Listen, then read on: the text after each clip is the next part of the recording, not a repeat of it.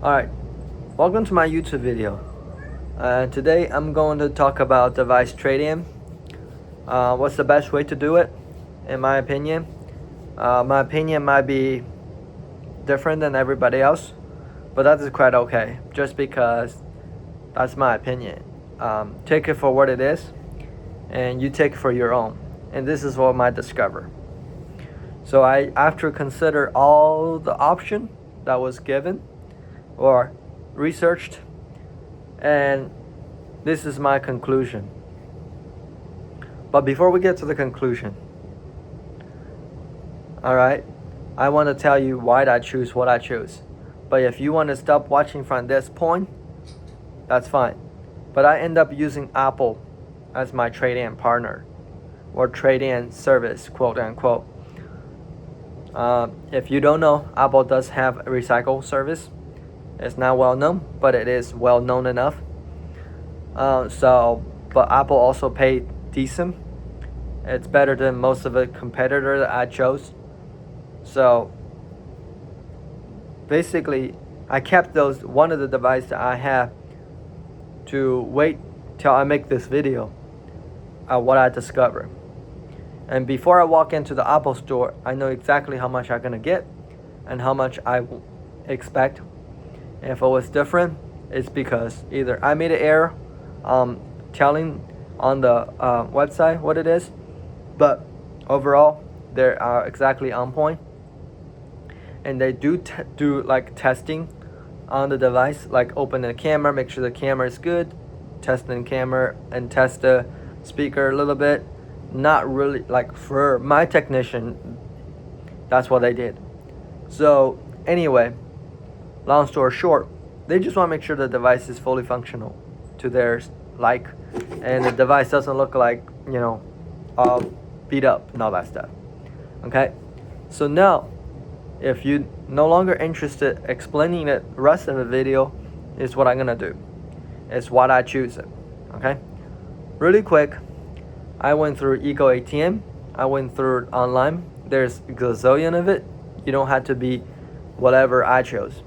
And the one that I use is Zella, whatever they call it, partner with Ego ATM. Now, granted, I screwed up on the name, but anyway. So I'm gonna use this device as example. This is the Samsung S22 Plus. You're always gonna need your IMEI number when you go into those websites, and you always need to copy and know your IMEI number when you go into those websites. Ego ATM, you don't have to worry about it. They kind of look through, they plug it in, they either plug it in, take a picture or whatever, they'll figure it out on their own shenanigan. But if you sell it to Ego ATM, you lose a significant amount of money. Okay, but if the phone that's like super old, like iPhone 8, anything like that doesn't have a value to it, like broken or whatever, a lot of these devices you can give it to Ego ATM for $1 for them to recycle the gold out of it, and so they still make money ultimately, and that's the business structure. If you have garbage phone that's from government assistance or Lifeline, for any cheap phone, you can just give it to them for $1 and then get your dollar. Now keep in mind, is it worth it $1? No, my opinion is not. Because each phone takes about 20 minutes for them to analyze. And then after 20 minutes, you only get $1. You might as well go work at somewhere fast food to make faster money than that.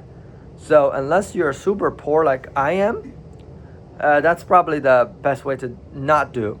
Not to go to Ego ATM and get $1 for a phone. Unless it's the phone that's super broke.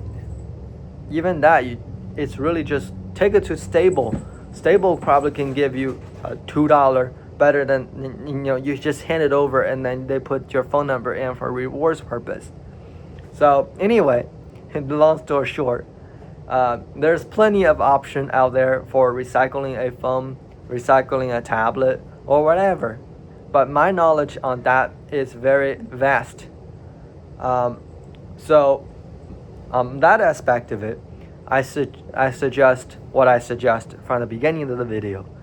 I also look at on this particular phone, I looked into Verizon, T-Mobile, AT&T.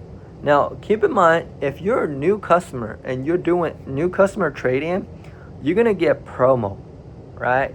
And it's gonna be very quote-unquote shiny deal and all that stuff. What gets you is these credit that they're promising you is not one-ton credit. It's installment throughout the 36 months for AT&T. For Verizon, it's 36 months. For T-Mobile, it's 24 months.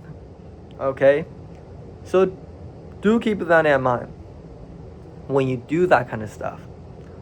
All right, I know it seems a lot, but if my doesn't make sense, if you can tell me otherwise. Anyway, so that being said, once you look into all those carrier, if you decided to, okay, I'm gonna go from Mint Mobile to AT&T anyway, it might be a good deal for you. If I were to go to Visible to T-Mobile, that'd be a good deal, because T-Mobile always give you better deal when you port a number in. Now, the reason why I don't say port from Mint to T-Mobile is because Mint owned by T-Mobile. It's not gonna be nearly as good deal when they go check your numbers. So you gotta be aware of that. And that kind of knowledge is you don't gain from experience, or you will gain from experience, and you won't gain from initial and be it the first time doing it. I port number in and out from different carrier in and out probably not every day, but at least 2, 3, 4, 5 times a year, just to play the game of what cannot. Now, I don't want to disclose that just because then they can fix the bugs, and that's not going to help the society. I'd rather keep it to myself. So that's one of the reasons why I say, like when Verizon or Visible Mobile by Verizon say you cannot port a Verizon partner number into Visible to get promo, because they can tell what carrier it came from. Now, granted, a lot of carrier, based on the account number, you can figure out where it came from, right?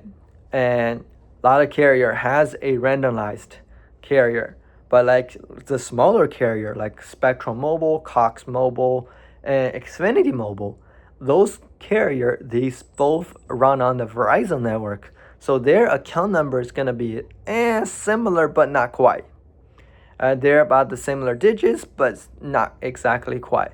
How I know that is because I port Spectrum Mobile out twice before, and tried their 1 year free, and then ported out the number if I didn't want to lose it. But basically, it's very hard to talk to cancellation. They're going to want to keep you and all that stuff. But it's better to just go into the app, get a one-time transfer PIN, and out. And then you can use these devices for trade-in purpose. So those are the reason why I told you what I told you. It's because you want to make sure you maximize the promo. Now, many of you guys might gonna tell me, well, you're wrong, because you don't need to go jump through all those hoops and all that stuff. Or you could be right, I'm wrong, but I don't like to take a risk. I rather want to know that I'm gonna get what I was promised in the black and white. Also, I don't like to refine print. So for that, and that's probably why, what I'm at.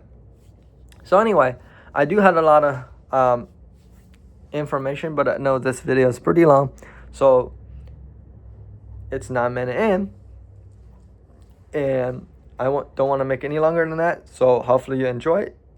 If you learn anything, let me know down in the comment, and I'm signing out. Peace.